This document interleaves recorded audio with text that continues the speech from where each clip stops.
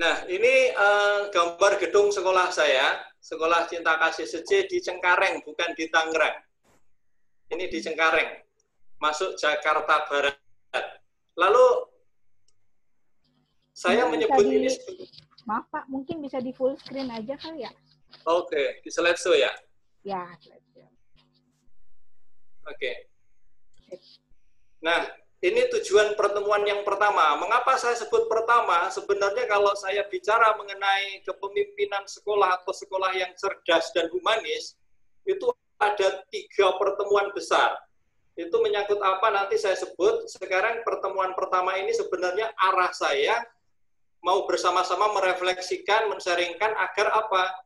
Agar para guru, para kepala sekolah, pemerhati pendidikan, atau para trainer yang mau bergerak masuk di dalam dunia sekolah, itu memiliki skala prioritas di dalam membuat program, terutama program pengembangan guru. Itu yang pertama. Lalu yang kedua, guru mampu merancang langkah-langkah konkret bagaimana membuat sebuah pengembangan kompetensi 3, sebut 3. Kompetensi spiritual, kompetensi profesional, dan kompetensi pedagogi.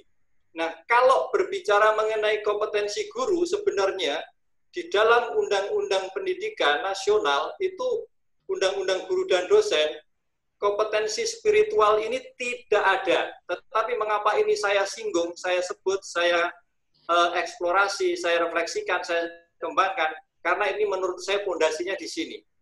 Lalu yang ketiga, guru mampu mengambil peran sebagai model dan fasilitator. Nah, ini sebenarnya nanti hubungannya dengan perubahan yang saat ini terjadi pandemi COVID-19. Ini tujuan pembelajaran kita pada sore hari ini. Nah, saya akan membatasi persoalan, teman-teman. Pembatasan persoalan. Kalau saya bicara mengenai sekolah cerdas dan sekolah humanis, saya membatasi cerdas itu, oh di sini ada guru dan kepala sekolah atau ini enggak ya? Ada guru mungkin ya? Oh, kepala sekolah ada Pak Kristo. Oh, Pak Kristo ya? Oh, yang dari Penabur ya? Betul. Nah, kalau saya bicara mengenai kata cerdas, sebenarnya yang saya maksudkan di sini, oh ya nanti mungkin saya sering mengeluarkan terminologi yang agak asing di dunia yang luar pendidikan. Nanti teman-teman boleh langsung tanyalah melalui Mbak Dia. Oke, saya ulangi, kalau saya mengatakan sekolah cerdas, sebenarnya saya lebih mengarah itu kepada standar kompetensi minimal. Standar kompetensi minimal yang harus dikuasai oleh siswa. Nah, itu berarti cara berpikir yang logik. Nah, itu sebenarnya ada di dalam panduan-panduan atau standar nasional pendidikan. Nah, bicara mengenai humanis. Nah, ini terminologi humanis ini banyak sekali dibahas. Tapi sekolah cerdas dan humanis dalam kaitan dengan hal ini kali ini, saya lebih mengartikan kepada makna yang diangkat oleh filsuf Indonesia Profesor Dr. Driar Karya yang mengatakan bahwa manusia yang semakin manusiawi. Nah, manusia yang semakin manusiawi berarti manusia yang on becoming, jadi terus-menerus menjadi lebih manusiawi, yang nggak pernah berhenti. Nah, ini kalau ada teman-teman yang membaca bukunya Paulo Freire tadi disebut sebagai proses humanisasi. Nah, lalu yang kedua, ini seorang tokoh yang memang saya sangat idolakan. Ini ada di Yayasan Seci, yaitu Master Cheng Yen. Mungkin teman-teman sering sekali melihat beliau dengan wajah yang biksu yang sangat sederhana wajahnya. Beliau mengatakan namanya pendidikan hati atau welas asih. Seorang yang mempunyai hati yang berbelas kasih. Dan Ki Hajar Dewantara merumuskan sebenarnya dengan rumusan yang sangat terkenal, tetapi saya tidak yakin apakah ungkapan terkenal ini dimaknai dengan benar sesuai dengan yang beliau maksudkan. Ing ngarsa sung tulodo ing madya bangun karso tuturi handayani. Artinya bahwa di depan itu memberi sebuah teladan, di tengah itu membangun semangat karsa kehendak yang positif, dan di belakang dia memberikan dorongan dan mengikuti apa yang memang baik dilakukan oleh timnya. Sering bahwa ungkapan Ki Hajar Dewantara ini dimaknai bahwa ini dihidupi oleh guru, harus guru. Padahal sesungguhnya murid pun harus menghidupi mental seperti ini. Gitu. Nah, itu saya membatasi terminologi humanis dalam kaitan dengan itu. Lalu di sini ada gambar Eko Yuli Irawan. Ini adalah beliau peraih medali emas pada waktu SEA Games di Manila. Sebenarnya saya bisa saja mengambil tokoh lain. Saya mengambil tokoh ini karena sama-sama dari Lampung. Saya juga dari Lampung. Dan saya tahu kehidupan Lampung, masyarakat transmigrasi itu hidup yang penuh perjuangan. Dan Eko Yuli Irawan ini mencapai prestasinya karena perjuangan yang luar biasa. Tetapi bukan itu makna yang saya angkat dengan gambar ini. Yang saya angkat adalah sebuah filosofi cabang olahraga angkat besi, bahwa Eko pernah mengatakan, saya mampu mengangkat beban yang paling berat ketika saya membuat keseimbangan antara kanan dan kiri. Antara kanan dan kiri. Jadi berlatih untuk terus mengangkat pada posisi yang tepat sehingga beban kanan dan kiri itu menjadi seimbang. Nah, saya menganalogikan ini dengan cerdas dan humanis. Sekolah yang cerdas dan humanis ini keduanya harus seimbang. Nah, saya analogikan itu berdasarkan konteks saya, dan saya mengambil modelnya adalah Eko Yuli Irawan yang berasal dari Lampung. Saya dari Lampung, dan saya tahu konteks perjuangannya. Nah, pada peringatan Hari Guru Nasional di bulan November tahun 2019, Mas Menteri itu dalam pidatonya mengangkat 4 kompetensi yang harus dimiliki oleh para pelajar kita agar pada era bonus demografi mereka memenangkan persaingan. Itu disebut 4C, eksplisit dinyatakan beliau kreatif, kolaboratif, critical thinking, dan komunikasi. Dan tokoh lain menambahkan compassion dan komputasi. Nah, sebenarnya apa yang digagas Pak Menteri itu apakah memang benar-benar asing? Apakah tidak ada di dalam pendidikan nasional kita? Itu sebenarnya sudah ada. Yaitu ada di namanya di Standar Nasional Pendidikan.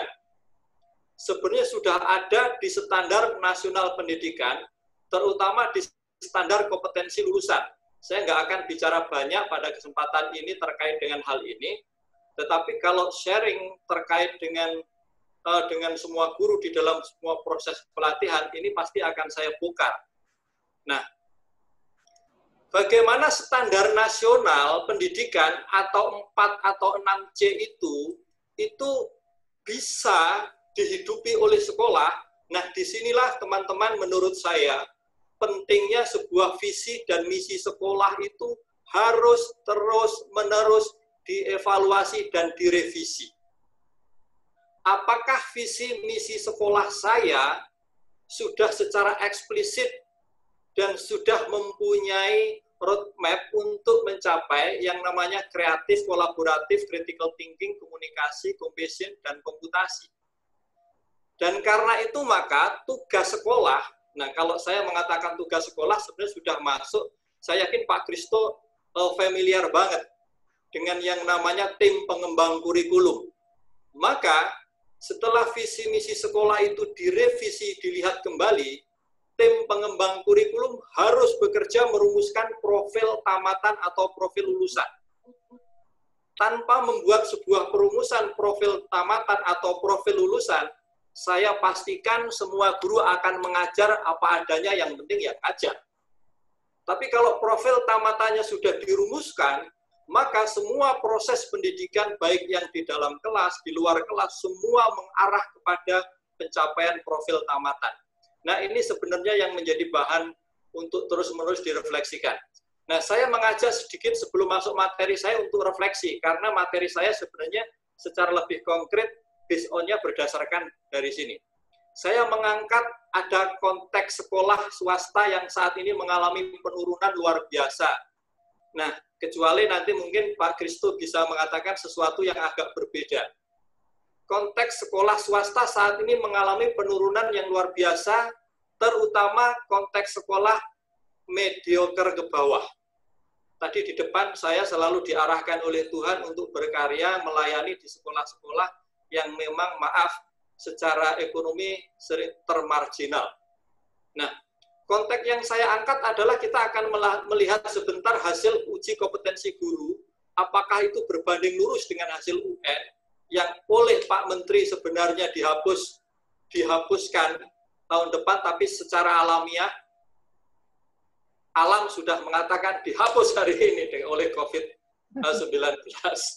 Nah, yang berikutnya, konteks yang lebih dekat di situ saya tulis Simposium Nasional LPK dan Rayon 8. Rayon 8 itu teman-teman adalah kumpulan sekolah-sekolah yang ada di rayon. Misalkan kalau saya Rayon 8 itu Cengkareng. Nah, itu kita lihat sebentar. Nah, di depan kita itu saya menampilkan grafik nilai rata-rata hasil UKG, uji kompetensi guru. Yang diujikan adalah kompetensi pedagogik dan profesional pada tahun 2019 kemarin. Kalau kita lihat rata-rata Jawa tuh, pedagogiknya 56, profesinya 69, Sumatera 50, dan seterusnya. Kita bisa perhatikan. Dan rata-ratanya 50-an 1, 52. Dan antara kompetensi profesional dengan kompetensi pedagogik itu linear sekali. Artinya apa? Kompetensinya rata-rata 50%. Kalau guru saja, ya oke. Banyak sekali perdebatan mengenai uji kompetensi ini. Ya. Banyak guru mengatakan, wah itu mah teknisnya, soal-soalnya, komputernya, tapi saya nggak mau itu menjadi sebuah alasan. Yang jelas tidak bisa diganggu-gugat, data menunjukkan kompetensi guru-guru kita seperti ini. Nah, kalau kompetensi guru seperti ini, apakah lalu bisa menghasilkan siswa-siswa yang secara juga akademik hebat? Maka mari kita lihat. Nah, ini adalah hasil nilai ujian nasional dari tahun 2014-15 sampai 2017-18. Karena yang 19-20 ini sudah di-cut oleh corona. Dan kita perhatikan, rata-ratanya berbanding lurus dengan kompetensi guru. Ini artinya apa? Ini artinya kalau mau meningkatkan kualitas pendidikan, meningkatkan siswa kita, nggak ada jalan lain kecuali meningkatkan kompetensi guru. Nah, itu sebenarnya yang mau saya tampilkan di sini, yang mau saya ajak teman-teman menyadari betapa pentingnya dan sudah darurat bahwa kompetensi guru harus ditingkatkan. Nah, sekarang bagaimana itu ditingkatkan? Nah, sebelum ini slide yang tadi saya janjikan sebagai konteks dekatnya.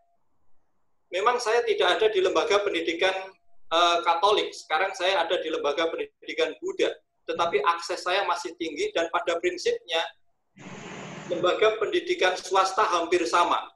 Lembaga pendidikan Katolik pada awal Januari membuat sebuah konferensi nasional sekolah Katolik. Dan ada lebih dari 900 persoalan.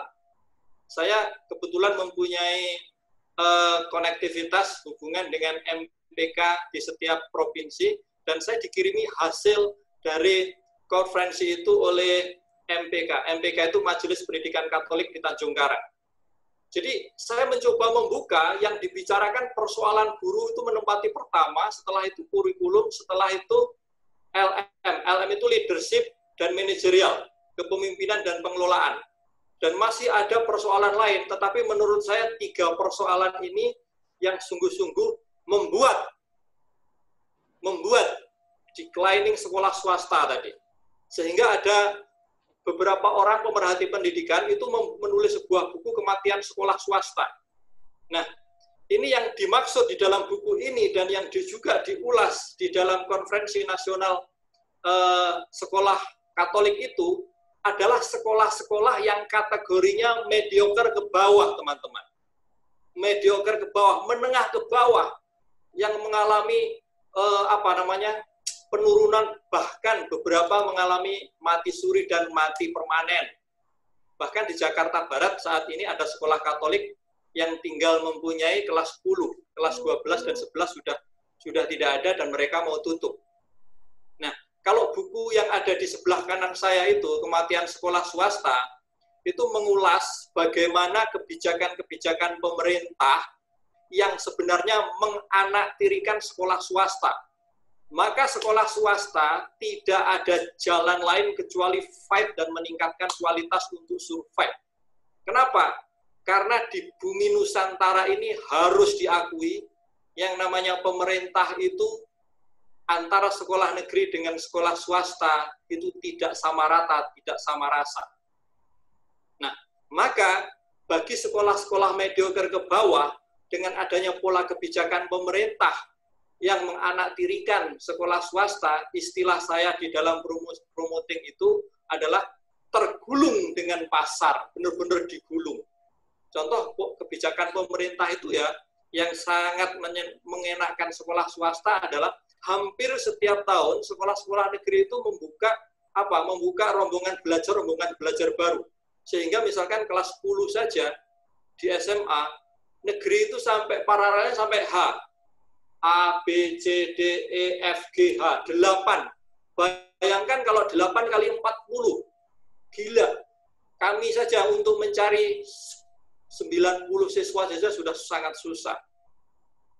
Nah, itu dan banyak sekali jika ingin teman-teman melihat bagaimana pola kebijakan pemerintah dalam proses pendidikan ini, yang saya sebut menganaktirikan sekolah swasta, silahkan baca buku itu. Nah, ini ada 3 hal. Sekolah, pertama tadi guru cerdas dan humanis, lalu kurikulum, ini pertemuan kedua sebenarnya. Saya mau membahas kali ini tentang guru cerdas dan humanis saja. Bicara mengenai kurikulum, ada kurikuler, kokurikuler, ekstrakurikuler, dan seterusnya. Maka ini akan saya lanjutkan. Nah, bagaimana sih sekolah guru cerdas dan humanis abad ke-21? Saya mencoba di dalam sebuah refleksi saya gabungan antara beberapa spiritualitas di sekolah swasta Katolik, Kristen, dan Buddha, saya menemukan pola yang berikut ini. Yang pertama adalah guru yang humanis. Nanti guru yang humanis itu guru yang seperti apa? Ini penting sekali. Bagi saya, spiritualitas guru yang humanis itu menjadi dasarnya. Lalu yang kedua adalah kompetensi profesional. Itu bagaimana nanti? Nah, lalu yang ketiga adalah kompetensi pedagogi. Ini sebenarnya ujung tombaknya. Ini akan saya ulas pada kali ini. Dan semoga waktunya bisa saya kelola untuk cukup ya. Nah, sekarang kita masuk ke guru yang humanis. Saya tertarik dengan ungkapan Parker J. Palmer ini mengatakan begini. Yang sering dilupakan dan jarang disadari oleh guru adalah bahwa ia sebenarnya sedang mengajarkan dirinya sendiri, hidupnya sendiri. Yang sering dilupakan dan jarang disadari oleh guru adalah bahwa ia sebenarnya sedang mengajarkan dirinya sendiri dan hidupnya sendiri. Maka kalau saya tanya Mbak Dian, tanya Bang Sandi, tanya Pak Daniel, apa yang teman-teman ingat ketika sekolah? Bisa misalkan disampaikan nanti di chat, silahkan. Apa? Kalau saya terkesan dengan apa? Oh, guru saya yang rapi sekali, yang setiap hari memasukkan bajunya, lalu berdiri di depan kelas, melihat anaknya rapi atau enggak. Guru itu guru apa? Guru itu guru kesenian. Saya tidak ingat bagaimana dia ngajar nyanyi, tapi saya ingat karena itu. Nah, inilah yang disebut sebenarnya humanisnya itu di sini. Dan inilah yang saya sebut teman-teman sebenarnya dengan yang namanya spiritualitas. Yang lebih umum sebenarnya adalah istilah spiritualitas. Tapi di antara sekolah-sekolah Buddhis dan sekolah-sekolah Katolik, terminologi humanis ini saat ini menjadi populer. Karena apa? Ini lebih universal. Tidak sektarian agama banget. Oke. Nah, kalau di tempat kami di sini ada satu buku yang memang menjadi pedoman bagi guru-guru. Buku ini judulnya Pedoman Guru Humanis. Di situ isinya bagaimana supaya guru itu menjadi lebih humanis. Itu dulu yang pertama. Nah, bicara mengenai guru yang humanis, teman-teman, saya membuat sebuah refleksi, saya tulis 5 mentalitas dasar untuk guru. Saya ulangi, 5 mentalitas dasar untuk guru. Dan ini saya kolaborasi, saya kumpulkan dari 3 tokoh. Tokoh yang pertama adalah Henry Nouwen. Dia menulis sebuah buku Spiritualitas dalam Dunia Sekular. Saya menangkap 3 hal yang sangat penting untuk dihidupi guru. Yang pertama, bahwa guru harus mempunyai sumber rohani yang tidak pernah kering. Wah, ini kayak ustadz, ini kayak pastor ini.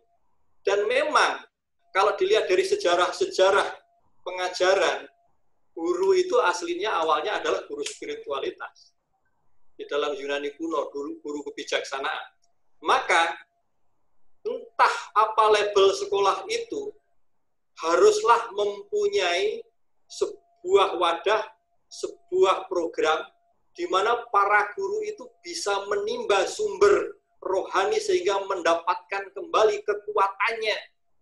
Dan kekuatan mengajarnya itu berasal dari yang di atas. Kalau di sekolah Seji ini ada sebuah kegiatan namanya Sinfasya.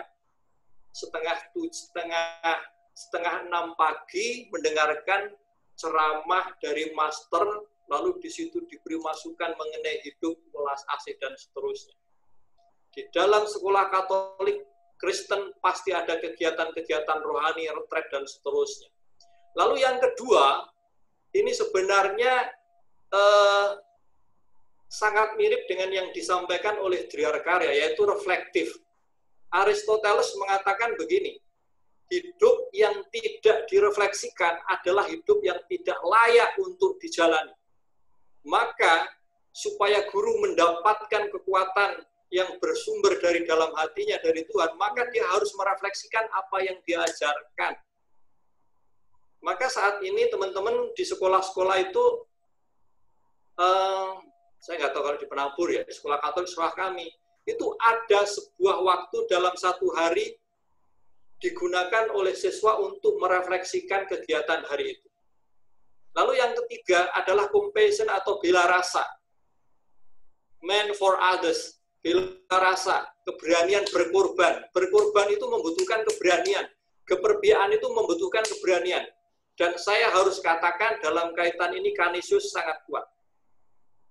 Romo-romo Yesuit, ASJI, Asosiasi Sekolah Jesuit Indonesia, Canisius, De Brito, Loyola, yang di Papua itu juga ada, kuat sekali reflektif dan bela rasanya. Nah, ini kenapa ini saya angkat kembali latar belakang saya tadi saya sebutkan, saya dari hal yang seperti ini. Tidak mungkin teman-teman saya men-sharingkan apa yang tidak saya punya. Nah, yang berikutnya itu Paulo Freire. Mental yang keempat disebut teachable. Paulo Freire mengatakan guru itu harus rendah hati, yaitu harus mau belajar terus-menerus, harus mau diajar, dan harus mau mengajar. Jangan hanya mengajar, dan mengajar. Nah, ini sangat menarik, karena di sini ada hubungan antara siswa dengan guru itu yang seimbang. Murid yang guru, guru yang murid, dan sebaliknya. Disinilah prosesnya. Dan yang terakhir, tokoh yang terakhir adalah dari Master Cheng Yen, yang mengatakan kalau kalian melakukan segala sesuatu, lakukanlah dengan sepenuh hati. Sepenuh hati. Anda harus ikhlas, Anda harus tulus. Kalau orang ikhlas, orang tulus, itu adalah melakukan sesuatu, dia akan mendapatkan kepuasan karena dia membantu orang lain. Dia nggak bertanya berapa yang saya dapat. Nggak bertanya. Orang yang ikhlas, dia meyakini yang saya berikan ini pasti akan bermanfaat untuk orang lain. Dan kalau bermanfaat untuk orang lain, pasti bermanfaat untuk diri saya dan keluarga saya. Mungkin tidak sekarang, tetapi berikutnya. Dan inilah yang sebenarnya disampaikan oleh Mas Nadiem sebagai guru penggerak itu guru yang ikhlas. Guru yang ikhlas. Saya mempunyai teman di Kalimantan, itu Islamic boarding school, dia mengatakan begini. Ukuran ketika saya mencari guru itu bukan kemampuannya, tetapi saya mengukur keikhlasannya melaksanakan sesuatu. Saya tanya, wow, bagaimana caranya? Kalau mau tahu caranya, ikuti training saya, katanya. Oke, siap. Gitu. Jadi teman, ini banyak sekali sebenarnya ruang yang bisa kita eksplorasi untuk membangun sebuah desain pelatihan. Mengapa? Karena guru penting. Guru membutuhkan ini. Gitu. Siapa yang mau mendesain? Begitu. Guru sendiri nggak mungkin bisa mendesain. Saya pastikan nggak bisa mendesain. Kenapa? Kadang kita harus keluar dari diri kita untuk melihat apa yang saya lakukan, sehingga menjadi lebih objektif. Gitu. Jadi kalau orang lain yang melakukan, biasanya objektivitasnya lebih tinggi. Gitu. Oke, ini mengenai guru humanis, dalam arti spiritualitasnya atau mentalitas dasarnya ada 5 ini. Sumber rohani harus punya. Apapun agamamu, kamu harus mempunyai sumber rohani yang tidak pernah kering. Kalau kering, maka akan monoton dan pasti kamu akan ngajar dengan kemarahan. Cepat marah. Gitu. Lalu refleksikan. Apa yang sudah kamu lakukan itu refleksikan. Dan sangat sederhana sebenarnya untuk merefleksikan ini. Caranya gimana? Reaksi anak. Sebenarnya reaksi anak itu cerminan bagaimana saya mengajar. Gitu. Lalu bela rasa, teachable, dan totalitas. Nah, sekarang profesional. Ini yang diuji di dalam UKG. Di dalam UKG. Kemarin Bang Sandi tanya itu gambarnya kok nggak ada wajahnya ya? Gambarnya nggak ada wajahnya. Pada saat sebelum ditanya, saya nggak pernah berpikir, Bang Sandi. Ingatlah, kadang seseorang itu mulai menyadari ketika dia ditanya, no. Maka pentingnya pertanyaan. Dan seorang guru harus bisa merumuskan pertanyaan yang sangat tepat untuk mengarahkan kepada pembelajaran. Maka pertanyaan Bang Sandi nggak membuat saya mengganti gambar ini, tetapi mengarahkan saya untuk sebuah jawaban yang konektivitasnya dengan profesional. Jawabannya apa? Salah satu keprihatinan rendahnya kualitas SDM kita, karena antara ijazah dengan toga itu tidak berbanding lurus dengan wajah yang ditampilkan keprofesionalannya. Banyak orang yang S2, S3, tetapi wajahnya, mukanya maaf sekali. Luar biasa. Dan inilah sebenarnya yang menjadi pekerjaan kita. Dan guru harus, menurut saya harus, antara wajah, ijazah, toga, itu harus menjadi satu kesatuan utuh. Bagaimana itu satu kesatuan utuh? Maka keilmuannya harus bersertifikasi pada bidangnya. Jadi kalau saya, Mbak Dian, Bang Sandi, dan teman-teman, saya ini sebenarnya lebih suka disebut guru yang diberi tanggung jawab lebih sebagai kepala sekolah, dibanding kepala sekolah yang diberi tugas tambahan guru. Saya lebih senang guru yang diberi tambahan tugas sebagai kepala sekolah. Mengapa? Karena di Finlandia, mengapa kualitas pendidikan hebat? Karena kepala sekolah itu juga guru, mengajar. Sehingga dia tahu bagaimana yang namanya nggak enaknya, susahnya, nggak mudahnya menjadi guru. Sehingga yang diomongkan kepala sekolah itu nggak hanya omdo aja. Di sini harus menjadi model. Nah, saya ini guru agama Katolik. Nah, maka saya juga bersertifikasi. Ijazah saya teologi, dan saya mempunyai sertifikasi sebagai seorang pendidik. Walaupun kita bisa berdebat, sertifikasi sebagai pendidik itu nggak mencerminkan kualitas keilmuannya, ya sudahlah. Tapi saya nggak mau masuk ke situ. Saya mau mengatakan bahwa ijazah saya adalah legalitas saya untuk mengajar agama. Maka sekolah-sekolah kalau mau menjadi hebat, kalau ada kepala sekolah atau ada guru, kalau Anda juga mau hebat, Anda butuh legalitas keilmuan Anda. Tanpa legalitas, tanpa sertifikasi untuk ke depan ini, oke, Anda mempunyai kemampuan, tapi legalitas butuh, bro. Sangat penting. Lalu yang kedua, itu master. Yang saya maksud master sebenarnya pertama-tama bukan S2, tetapi memang harus S2 saat ini. Di Finlandia itu semua guru S2 loh.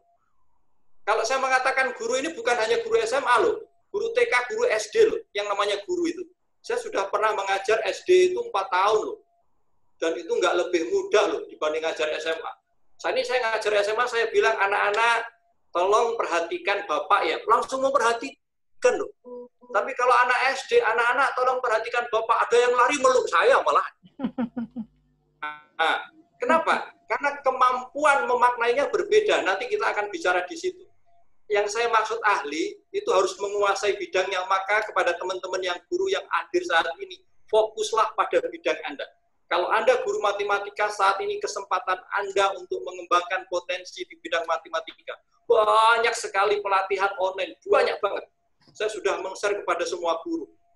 Dan saya akan data siapa yang itu menyambut, harus mendata, dan saya jadikan apa? Data untuk penilaian kinerja. Kalau sudah ditawarkan banyak pelatihan nggak ikut, berarti dia nggak mau berubah. Kalau nggak mau berubah, menurut Krishna Preta itu, dia akan terseleksi oleh alam. Sederhana. Nah itu. Jadi master, selain S2 memang harus menguasai dan harus fokus. Nah, di sini saya harus sebut Santa Ursula. Santa Ursula yang di Jalan Pos itu, kepala sekolahnya mewajibkan semua gurunya S2.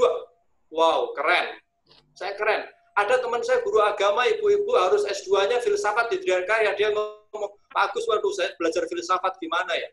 Saya sebenarnya nggak mau, tapi karena tuntutan. Nah loh, tuntutan siapa? Tuntutan suster atau tuntutan keprofesionalan? Saya bilang. Kalau tuntutan keprofesional ambil, kalau tuntutan suster keluar dari sekolah itu dan saya ganti jadi guru agama di sini. Nah, lalu yang berikutnya adalah ongoing formation. Yang saya maksudkan adalah guru-guru harus mengembangkan bina lanjut baik oleh lembaga maupun sendiri. Yang di sini ada riset.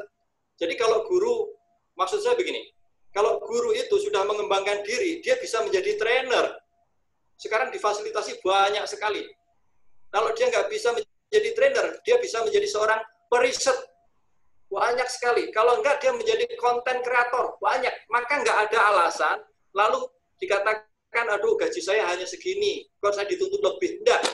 Gaji Anda akan mengikuti sebesar apa Anda mau mengembangkan diri. Menurut saya begitu.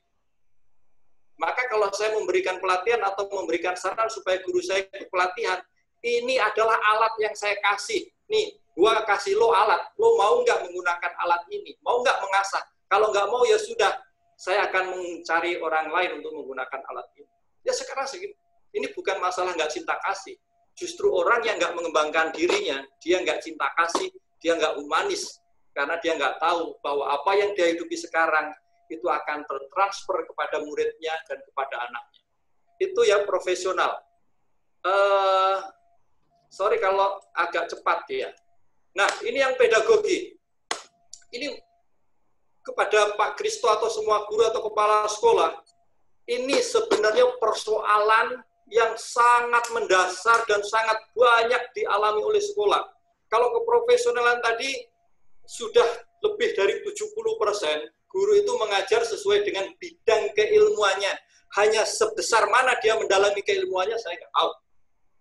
Tapi UKG tadi sudah menunjukkan buktinya ya, segitu nilainya. Tapi paling tidak ijazahnya, ijazah matematika ngajar matematika, ijazah agama ngajar agama, ijazah seni ngajar seni, sudah begitulah, itu sudah profesional. Saya nggak bicara kedalamannya, itu master yang saya arahkan supaya terus mengembangkan diri tadi gitu.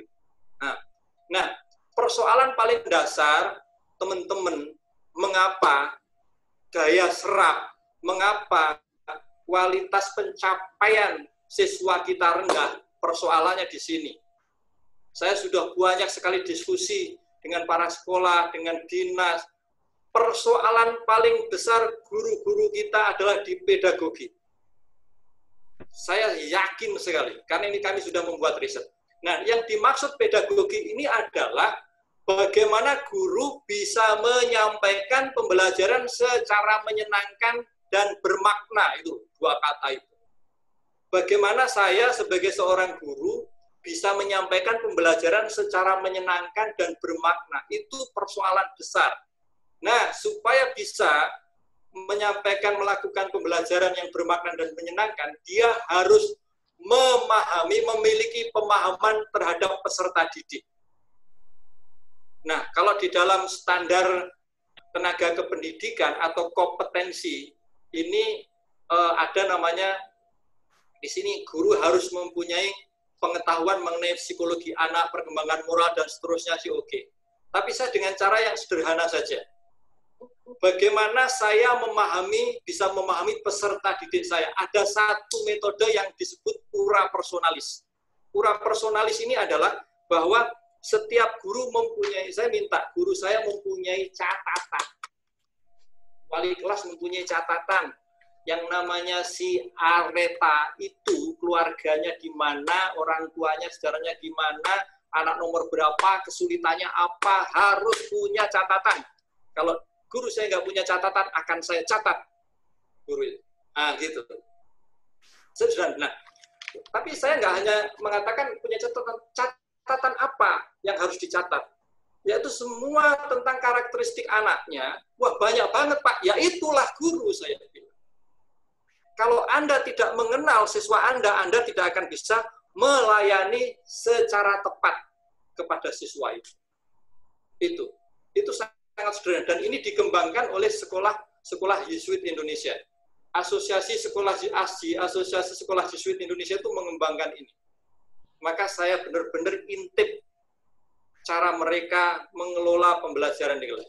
Itu yang pertama. Jadi penting guru memahami peserta didik, nggak hanya nama ya. Biasanya yang diingat guru itu adalah siswa yang apa? Siswa yang bandel, paling bandel, siswa yang paling pintar, siswa yang paling cantik. Biasanya. Yang paling-paling pokoknya ya, Pak ya. Itu. Tapi di sini sekarang saya rubah kalau kami. Kalau ada yang mengatakan begini, tidak ada murid yang bodoh, yang ada adalah murid yang malas. Itu saya rubah. Tidak ada murid yang bodoh, tidak ada murid yang malas, yang ada adalah guru yang tidak paham kepada muridnya. Kenapa murid malas? Guru harus paham dong. Dan dia harus bisa memotivasi, mengcoaching. Lalu yang kedua adalah kemampuan, nah ini luar biasa. Ini yang sangat lemah juga, yang tadi pedagogi kelemahannya di sini. Guru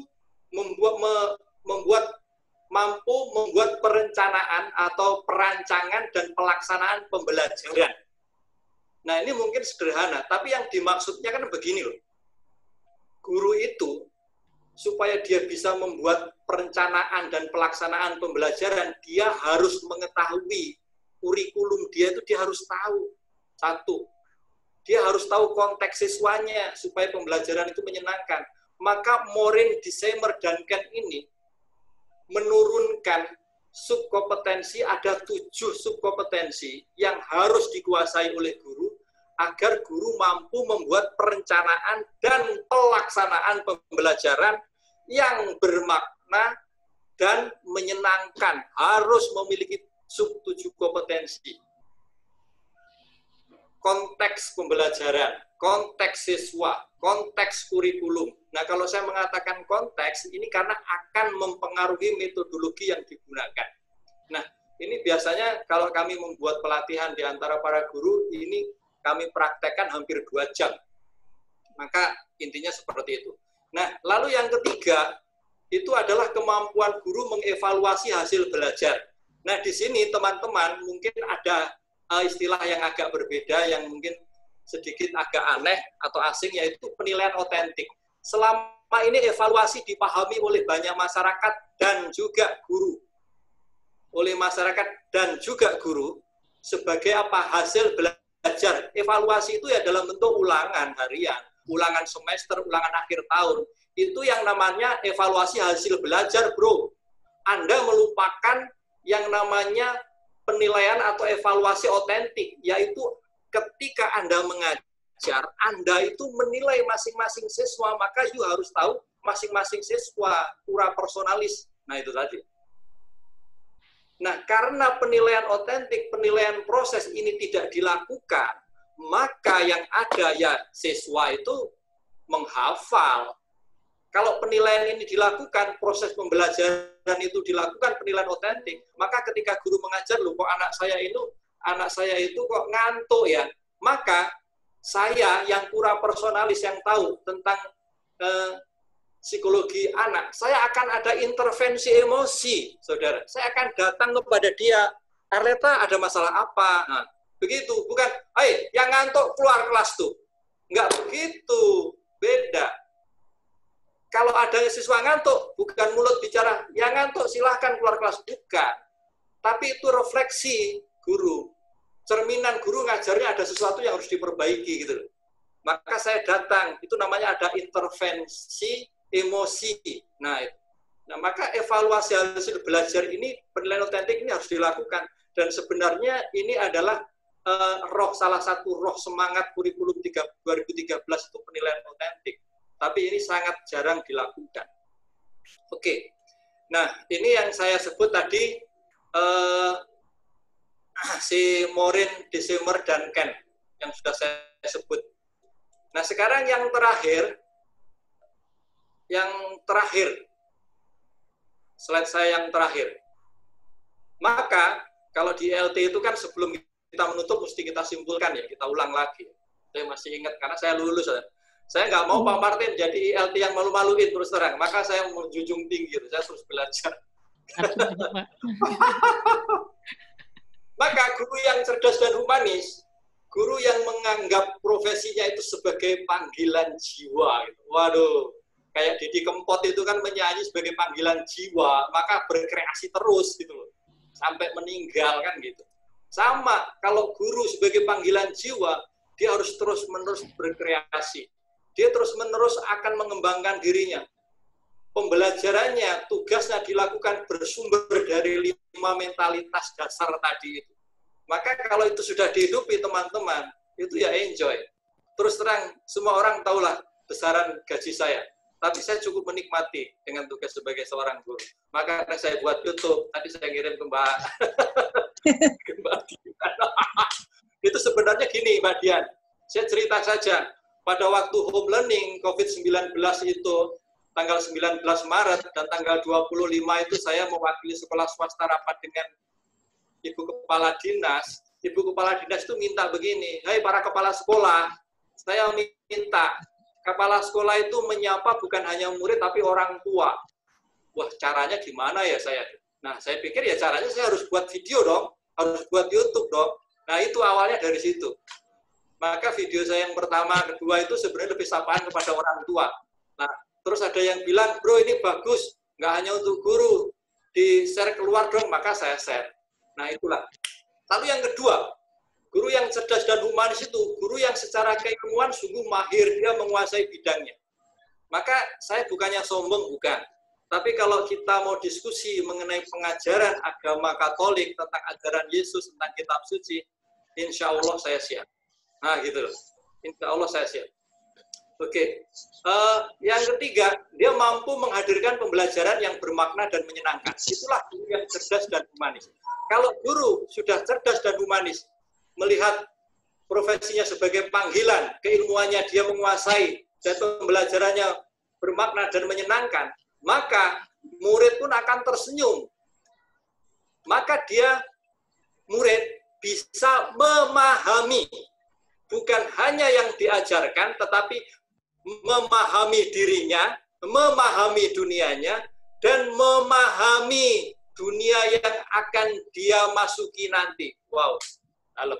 Itu. Saya yakin sekali, kalau guru itu menganggap keguruannya sebagai panggilan, terus master, bermakna dan menyenangkan, maka siswa akan memahami pelajarannya, materinya, memahami dirinya, memahami dunia di sekitarnya. Bukan hanya memahami, dia memaknai. Dia memaknai. Ini sangat penting. Perbedaan orang terdidik dengan tidak terdidik itu adalah menurut saya salah satunya masalah pemaknaan. Ada viral kemarin saya baca di Bandung, seorang YouTuber membuat video prank ya. Dia memberikan bingkisan kepada waria, tapi isinya apa? Batu dan sampah. lihatlah, menurut saya itu nggak terdidik karena dia memaknai sesuatu yang seperti itu. Maaf, di dalam sekolah yang namanya bingkisan itu adalah bentuk cinta kasih. Di dalamnya itu adalah hati yang bentuknya makanan. Ini sekarang diganti dengan sampah. Luar biasa itu, saya bilang. Saya sendiri sebenarnya hati nurani saya tergores membaca itu. Maka kalau guru itu cerdas dan humanis, siswa akan lebih mampu memaknai memaknai setiap peristiwa di dalam hidupnya. Memaknai peristiwa di dalam hidupnya, memaknai peristiwa di luar hidupnya, sehingga dia bisa yang namanya mengkoneksikan, menghubungkan antara yang saya pelajari dengan sesuatu yang bermakna untuk di luar dan untuk ke depan masa hidup saya. Maka menurut saya, teman-teman, sangat menarik sebenarnya ketika saya sebagai seorang guru bisa berperilaku cerdas dan humanis. Mengapa? Karena saya bisa membantu anak-anak ini memahami, memaknai, menghubungkan. Bukan hanya, maaf ya, mengetahui teori-teori, lalu nanti diulangan dia bisa menjawab, aduh itu sebenarnya remeh-temeh sekali. Itu memang penting, tapi itu bukan ukuran. Itu penting, tapi bukan ukuran. Bagi saya ukurannya justru memahami, memaknai, dan menghubungkan. 3 kata yang saya temukan dari pemikiran Driar Karya. Nah, saya penutup. Sepertinya menjadi guru cerdas dan humanis yang seperti saya jelaskan tadi kok agak berat. Tapi Master Cheng Yen mengatakan di dunia ini tidak ada hal yang tidak mampu kita lakukan. Yang ditakutkan adalah kita tidak mau melakukan. Itu teman-teman yang bisa saya sharingkan, minta maaf ya, agak lama ya. Enggak dong Pak, man. Kan, terima kasih. Oke, kasih plus dulu dong, buat Bapak kita. Saya suka panggilnya dengan Pak. Oh, kalau Bu Tuti kan Pak Pur gitu ya. Saya Pak Ipung. Beliau punya banyak nama panggilan kesayangan kayaknya ini ya Pak ya.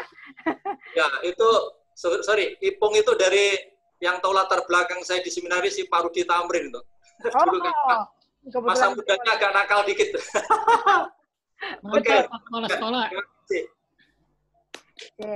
Oke, thank you Pak. Nah Pak, ini mungkin saatnya kita kemudian mulai menjawab beberapa pertanyaan-pertanyaan yang sudah mulai muncul dari tadi sebenarnya. Dari bagian awal ya. Hal yang paling mendasar sebenarnya. Karena dari tadi Pak Ipung kan juga memang sudah bilang, kalau misalnya, maaf, saya akan banyak mengeluarkan istilah-istilah yang mungkin tidak semua, kalau maksudnya kita tidak dalam background pendidikan nggak akan tahu dengan jelas istilah itu. So, tadi ada yang bertanya dari Pak Simon sendiri, pedagogi itu apa sih Pak? Mungkin Bapak bisa menjelaskan.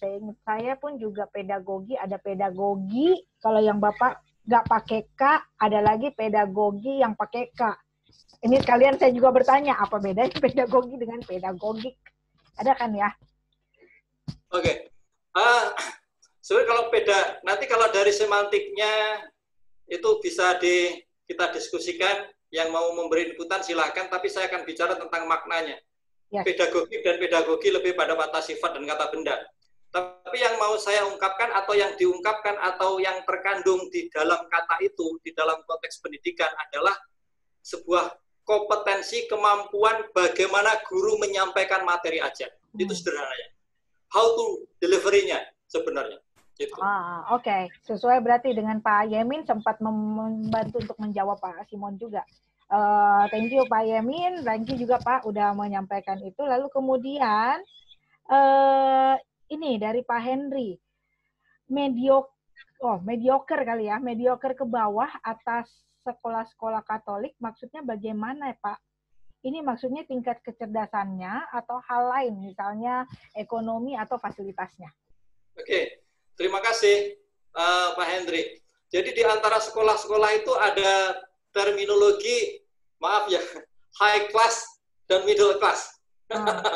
Maka di dalam sebuah riset atau di dalam topik-topik pembicaraannya, lalu digunakan istilah mediocre, menengah ke bawah itu dalam arti adalah sebenarnya tingkat kemampuan ekonomi orang tua. Nah, tingkat kemampuan ekonomi orang tua.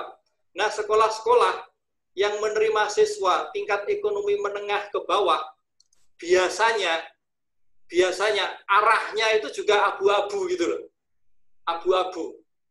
Nah, yang dimaksud abu-abu itu tidak begitu jelas banget gitu loh. Di situ banyak kompromi-kompromi. Kompromi-kompromi itu mengenai apa? Jelas mengenai uang itu pasti. Ketika misalkan, oh nggak mampu membayar bagaimana? Itu maaf ya, berbeda dengan yang kelas tinggi. Kelas tinggi ya sudah, kita sekarang bicara mengenai gini. Lalu yang kedua, abu-abu masalah apa? Masalah arahnya juga. Arahnya sebenarnya siswa ini mau dibawa kemana sih? Maka di depan saya mengatakan, di dalam flyer itu saya mengatakan, sekolah-sekolah swasta harus berani untuk memutar arah yang mediocre ke bawah. Yaitu apa? Yaitu jadikanlah sekolah yang humanis dan cerdas, mengembangkan yang namanya apa? Karakter batin humanis itu tadi. Yang cerdasnya dalam apa? SKM tadi, standar kemampuan minimalnya. Itu ya Pak Hendri. Pak Hendri.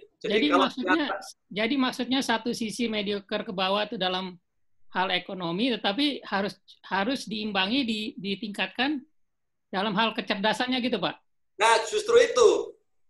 Dari ekonomi yang diterima adalah kelas menengah ke bawah, tetapi soal kecerdasan, soal mental kan harus kita pompa. Nah, pekerjaan beratnya sebenarnya di sini. Karena di dalam analisis sosial, itu juga terbuktikan bahwa faktor ekonomi itu sangat mempengaruhi cara berpikir seseorang gitu loh. Maka saya minta maaf, saya tidak memperkecil siswa saya dan saya tidak mengeneralisasi. Banyak dari keluarga yang maaf secara ekonomi itu memang kurang mampu, banyak ya, saya nggak mengatakan semua ya. Secara intelektual dan kepribadian dan mental biasanya juga agak sangat susah, dia minder, dia ini gitu. Suruh maju saja nggak mau gitu. Nah, itu pekerjaan yang sangat berat sebenarnya. Itu Pak Hen. Ya sementara itu deh, sementara. Ya. Masih ada juga soalnya pertanyaan yang lain ya Pak. Oke, lanjut. Pak Henry. Nah, sebelum pertanyaan, bukan pertanyaan sih, sebenarnya ada permintaan dari Pak Henry. Tapi Bu Ani Wijaya sempat bertanya sebenarnya soal slide segitiga tadi Pak. Bapak kan ada menampilkan slide segitiga ya. Kita tolong untuk ditampilkan mungkin karena tadi kelewat. Mungkin yang berbicara soal humanis dan selanjutnya kali ya. Apakah Bapak bisa bantu untuk men-sharingkan sedikit? Buat Bapak Ibu sebenarnya, sembari Bapak lagi nyari slide ya. Buat Bapak Ibu, bagi Anda, bagi Bapak Ibu yang tertarik untuk, mungkin Anda terlewat tadi baru masuk bergabung di tengah-tengah ke belakang, Anda pengen melihat dari bagian depan pembicaraan atau sharing-sharing dari Pak Pur atau Pak Agus, Anda boleh kemudian masuk nanti. Biasanya kita butuh 2 atau 3 hari gitu, Anda bisa lihat rekaman video ini ada di YouTube Pak Antoni Dio Martin. Jadi YouTube Antoni Dio Martin. So, Bapak Ibu bisa melihat pembelajarannya dari beliau dengan baik. Oke. Thank you, kata Bu Ani, sudah cukup jelas ya Bu Ani ya. Bu Ani cuma cukup untuk melihat segitiganya aja kan ya Bu Ani ya. Dan untuk Bu Ani terima kasih.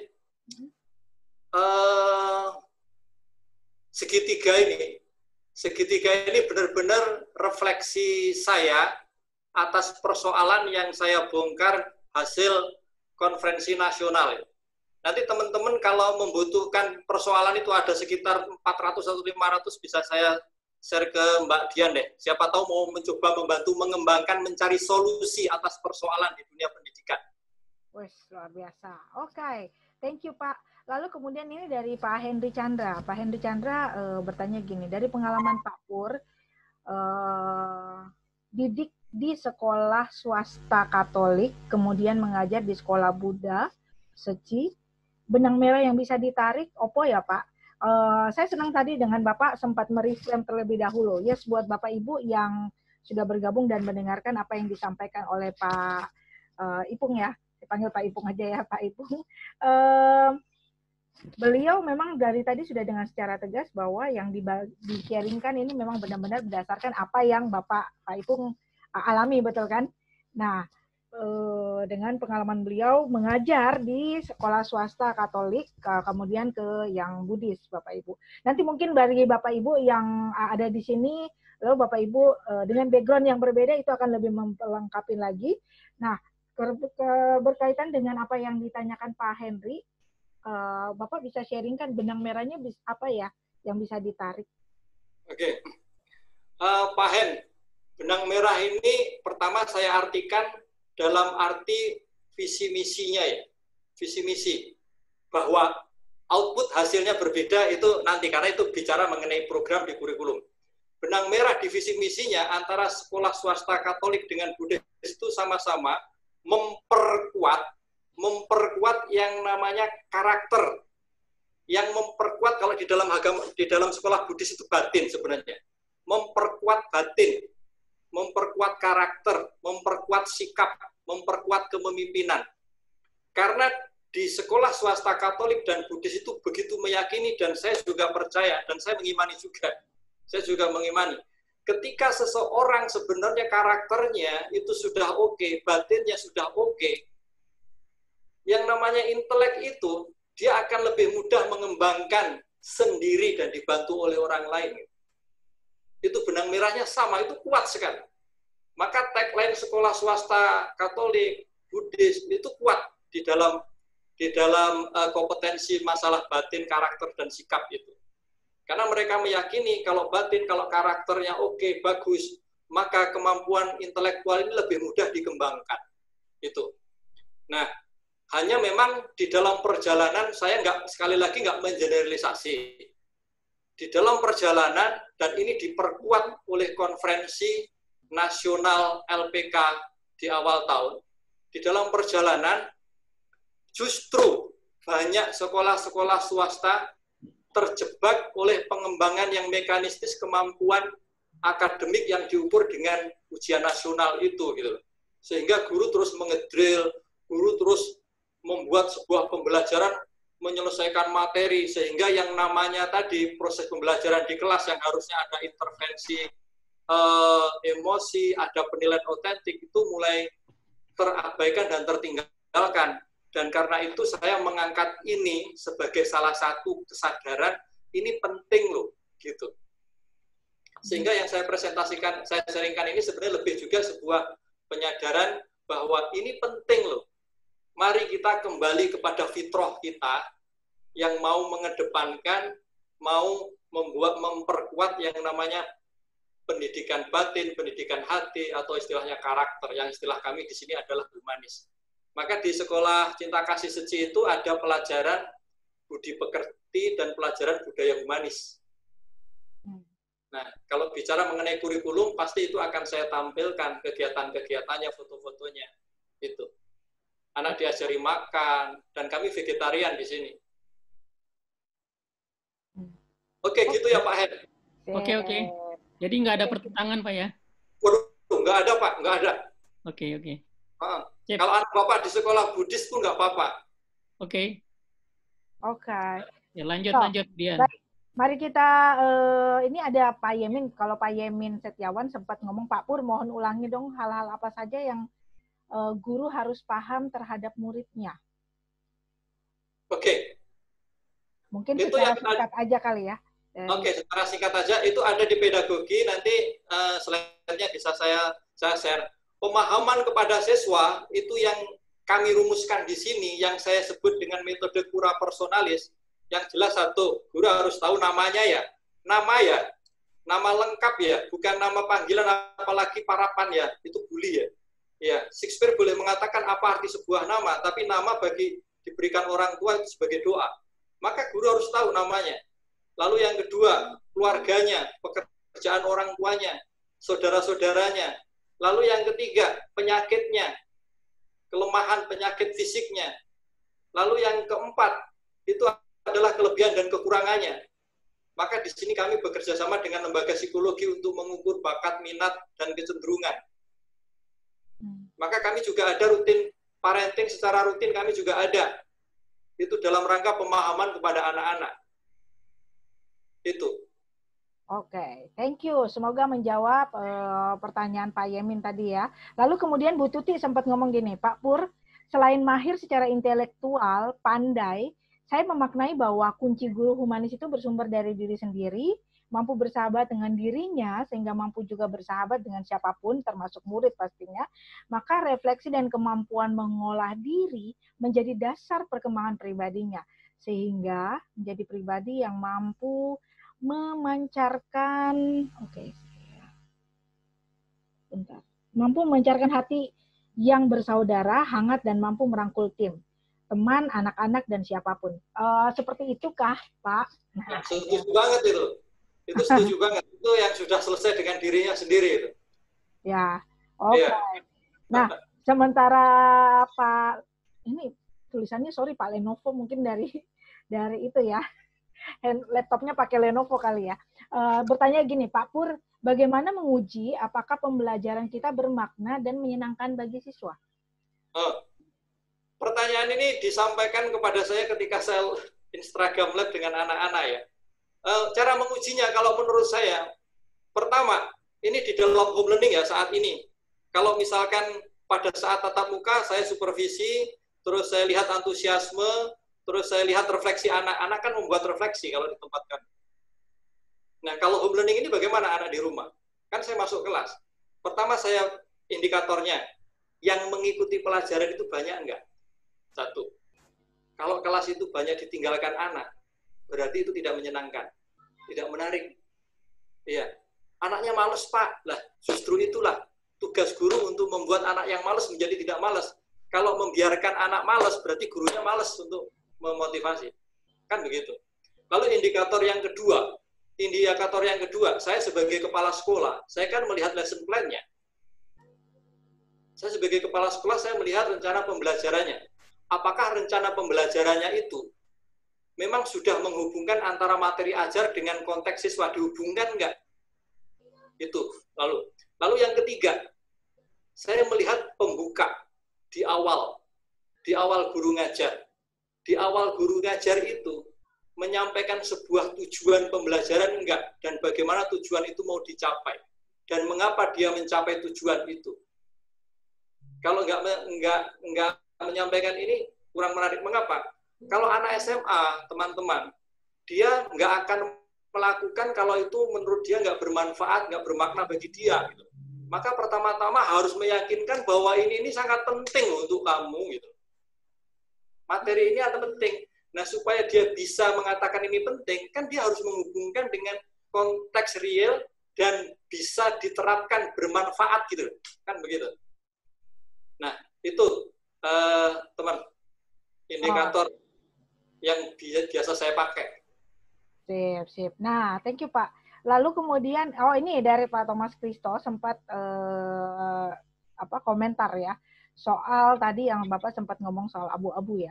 Maaf loh Pak Pur, sebenarnya bukan abu-abu. Karena kalau yayasan membuat sekolah, harusnya sudah jelas akan visi dan misinya. Maka abu-abu yang dimaksud itu seperti apa ya Pak?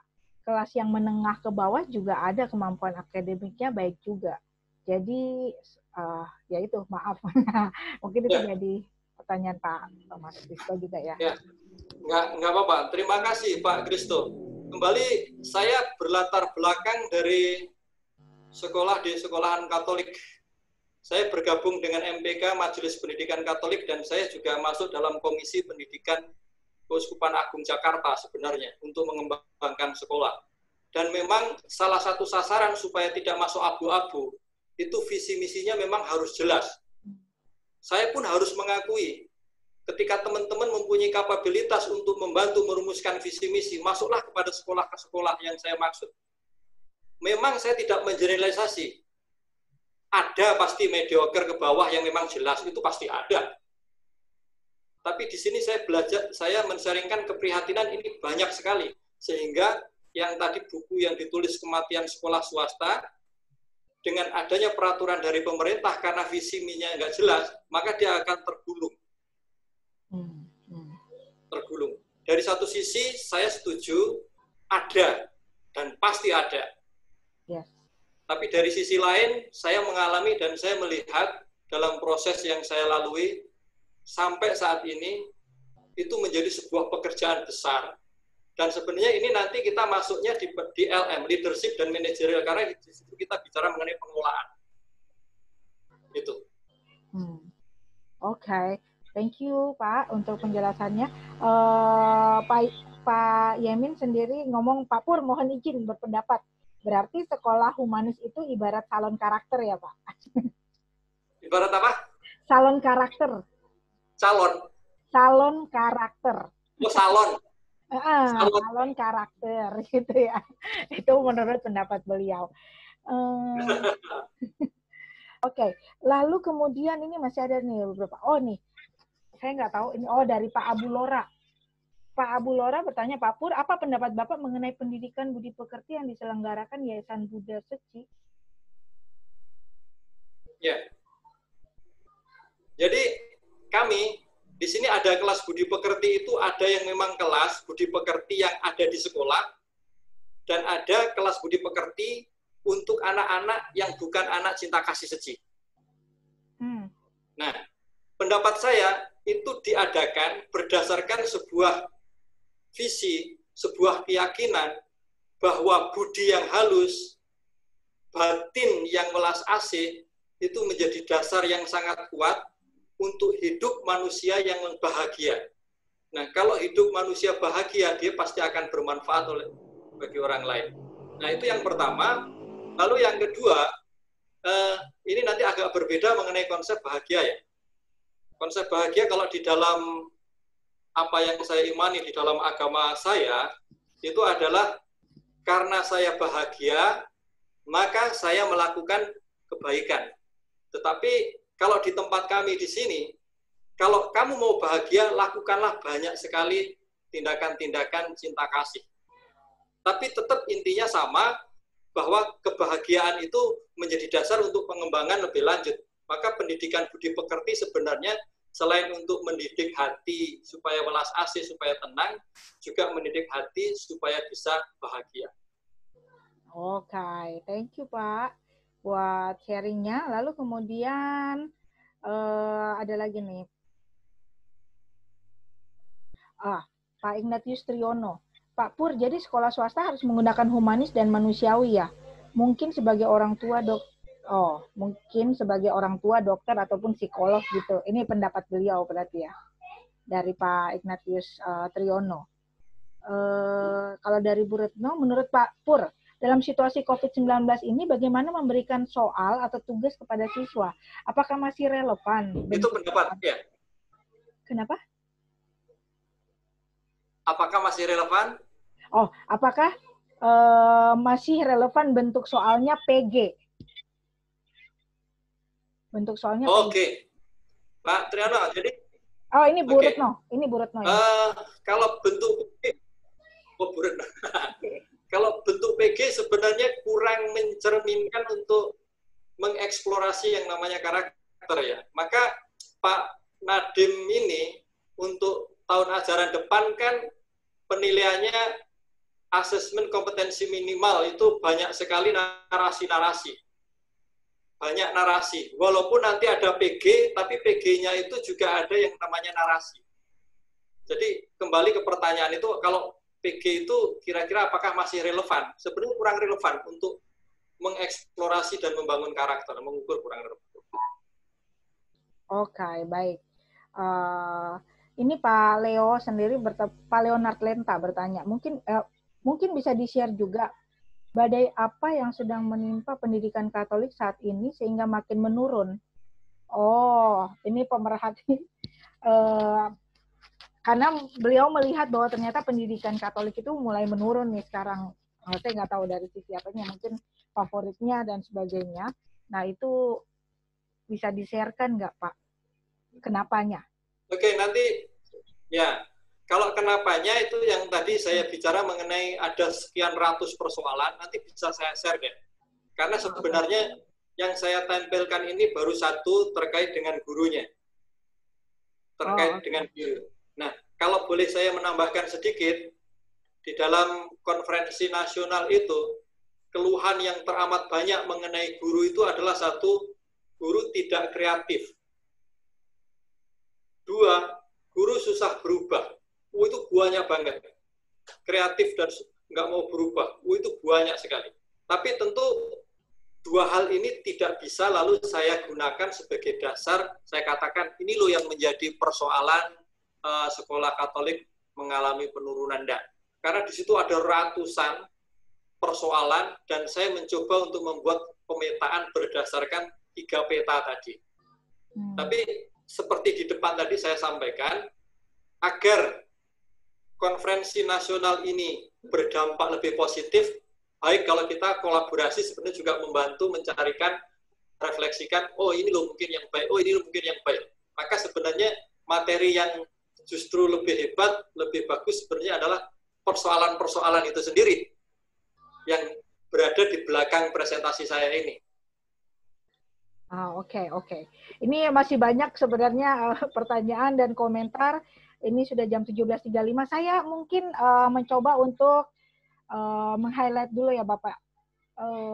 Komentar yang berkaitan dengan kalau ngomongin soal humanis ya.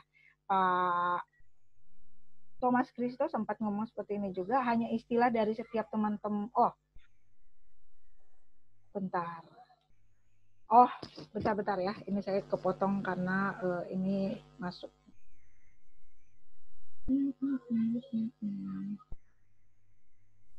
Nah, ini nih.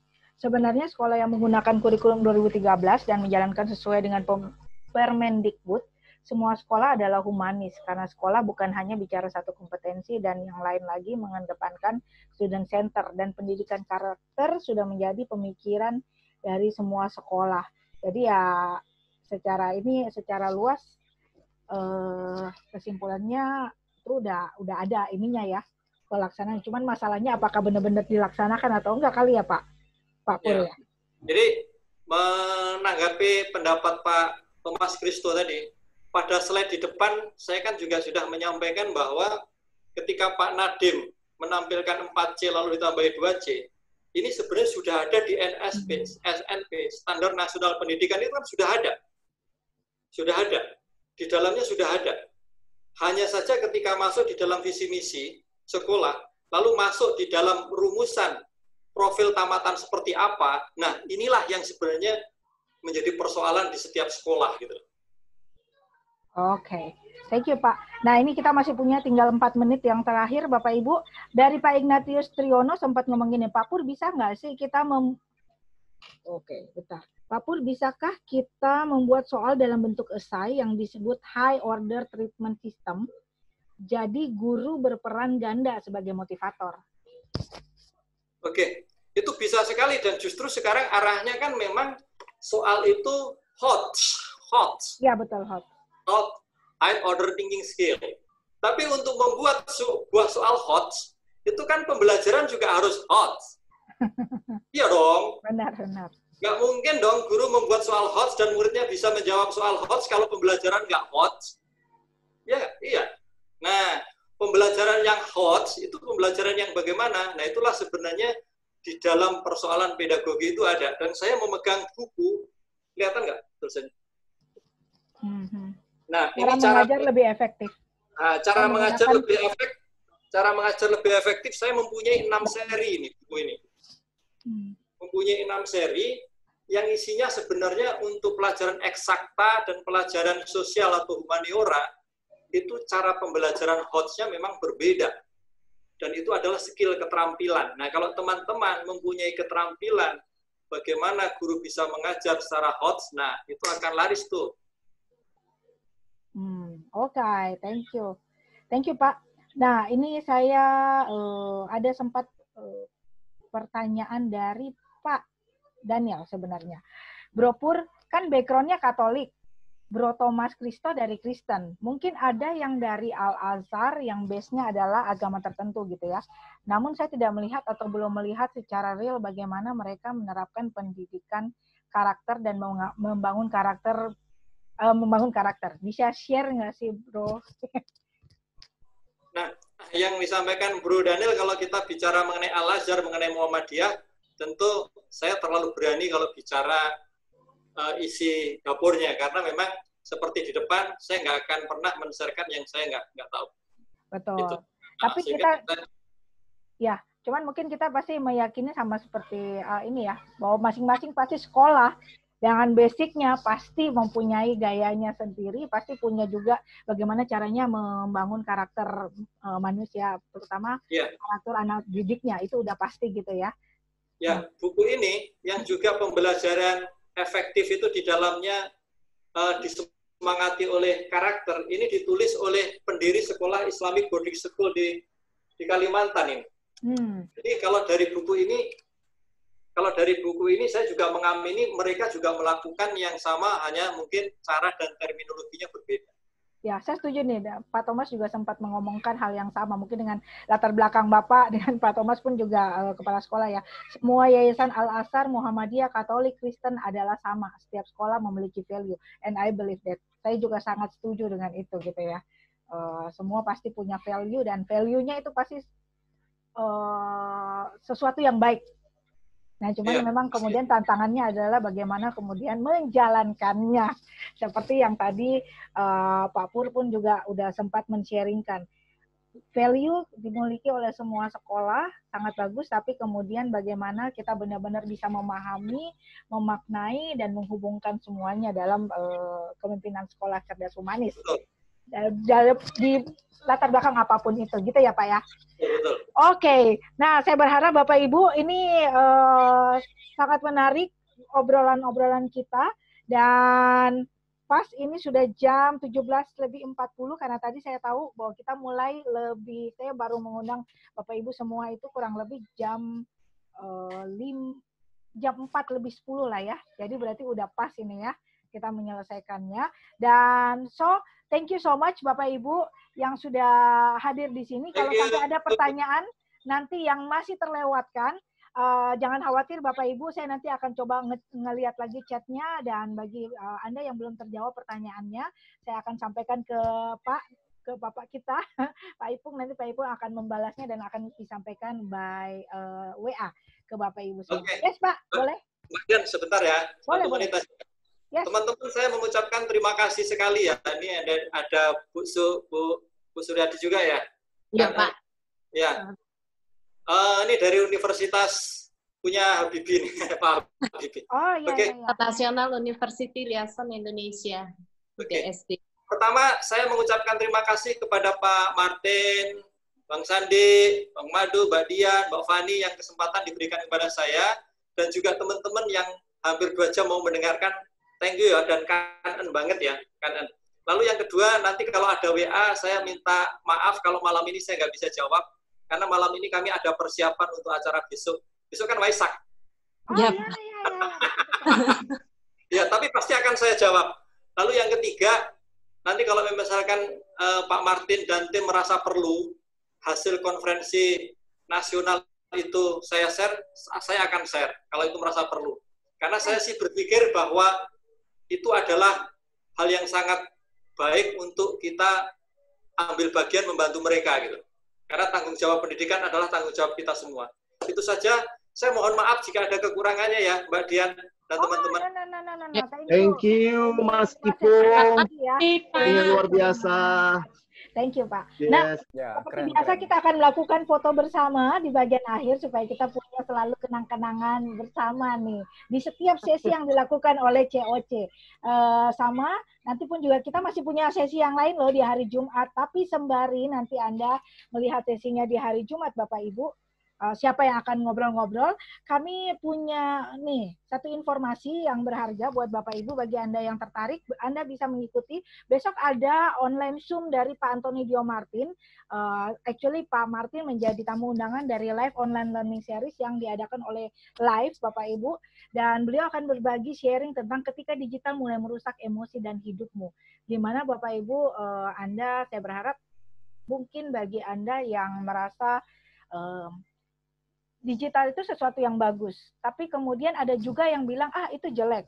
Tapi Bapak Ibu, gimana sih caranya kita kemudian jangan sampai kita terjebak dengan soal bagus dan enggaknya, tapi bagaimana caranya kita bisa memanfaatkan sebaik mungkin hal-hal yang bisa menjadi sumber masalah, itu pun kemudian kita semakin meminimkan itu, dan jangan sampai itu merusak emosi dan hidup kita, malah justru bisa membantu kita. Makanya Bapak Ibu, bagaimana caranya nanti akan di-sharingkan oleh Pak Antoni Dio Martin. Pri Bapak Ibu, Anda kemudian bisa langsung registrasi lewat link yang ada, lalu kemudian informasi ada nomor telepon. Bapak Ibu, bagi Anda yang penasaran, Anda tinggal lihat di IG dari Pak Antoni Dio Martin. Kita membantu juga untuk menyiarkan itu. Lalu Jumat besok kita akan bertemu dengan siapa? Jumat besok kita akan bertemu dengan satu lagi PLT kita, Pak Simon Fu. Beliau akan sharing. Nah, ini yang lebih ringan, mengingat kita udah mau memasuki weekend gitu ya di hari Jumat nanti. Jadi lebih ngomongin yang santai-santai nih. 4 things a woman need from a man. Ini obrolannya kesannya santai, tapi bisa jadi nggak santai juga loh kalau udah ngomongin man and woman, betul kan? Nah, mari Bapak Ibu ceburkan diri Anda di acara yang akan di-sharingkan oleh Pak Simon Fu. Bapak Ibu, jangan sampai Anda nggak ikut. Ya, kapan lagi Bapak Ibu Anda bisa mendapatkan banyak pembelajaran dengan gratis kan Bapak Ibu. So, kami sangat menantikan kehadiran Anda. Dan mari kita foto-foto bersama dong. Mari Bapak Ibu. Buat Anda yang tertarik untuk mengikuti course-course kita berikutnya, jangan khawatir. Anda kalau misalnya mendapatkan linknya dari Bu Fani, Anda bisa bertanya lagi ke beliau. Bagaimana caranya saya bisa mengikuti course-course yang berbeda. Kalaupun Anda tidak punya nomornya, Anda kemudian bisa masuk ke Instagram Antoni Dio Martin ataupun Instagram dari HR Excellence untuk mendapatkan informasi tentang itu. Dan mari kita siapkan diri kita dan kita langsung melakukan foto bersama supaya teman-teman kita pun yang mau berbuka puasa bisa berbuka puasa dengan nyaman dan tepat waktu. Yuk, foto bersama dong Bapak Ibu dalam hitungan ketiga. 1, 2, 3. Yes. Masih lanjut ya Bapak Ibu ya. Masih ada lagi yang di seri berikutnya. 1, 2, 3. Oke. Thank you banyak. Sudah Terima kasih. Ngabuburit bareng di sini ya. Dan sampai ketemu. Terima kasih semua. Terima kasih semua. Sehat Selamat selalu. berbuka puasa. Jaga kondisi. Oh iya, Makan betul. yang banyak. Terima kasih Pak Dio Martin. Ya, sama-sama. Semuanya. Sehat semua. Pak Pur, makasih. Ya, Marto, Pak Purwanto, makasih. terima kasih. Thank you. Oke. Bye-bye. Yes. Kapur jadi kepala sekolah yang humanis. Oh, iya. Ya penuh semangat dari Keren. tadi ya ngomongnya. Humanis, Semangat. Keren. humoris, Oh, iya, manusiawi, dan higienis. Ah, Itu 19. kelebihan Pak Henry. Humoris ya. Xiao Chang, Xiao Chang, Xie. Melas AC Pak Pur. Pak Henry tuh tadi. Tambah melas AC.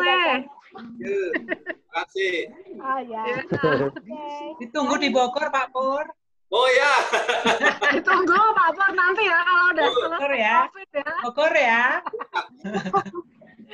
Oke, saya end meeting ya Bapak Ibu ya. Bye semua. Dadah. Buat yang mau. Ya, dadah.